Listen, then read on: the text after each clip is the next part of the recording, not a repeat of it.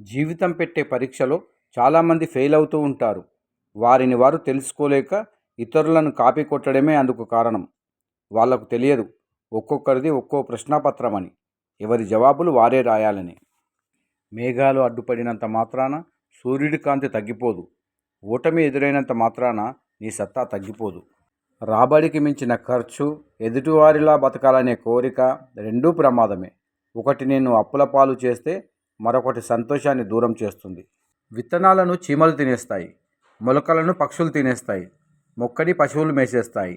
అన్నింటినీ తప్పించుకుని ఆ విత్తనం భారీ వృక్షంగా ఎదిగినప్పుడు చీమలు, పక్షులు, పశువులు అన్నీ అదే చెట్టు నీడకు వస్తాయి.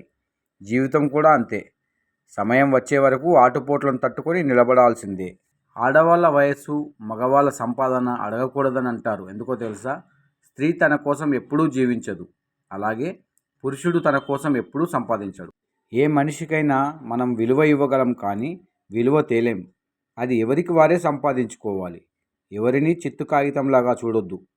రేపు ఆ కాగితం గాలిపటమైతే తలెత్తుకొని చూడాల్సి వస్తుంది. బంధాలు నిలవాలంటే మనలో క్షమించే గుణం ఉండాలి. బంధుత్వాలు కావాలనుకుంటే ఒకరిపై ఒకరికి గౌరవం ఉండాలి. ప్రేమలు కావాలనుకుంటే ఒకరిపై ఒకరికి నమ్మకం ఉండాలి.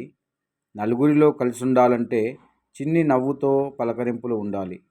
ఏది నిర్లక్ష్యం చేసినా బంధంలో బలం లేకుండా పోతుంది. డబ్బుల కన్నా విలువైనది మనశ్శాంతి.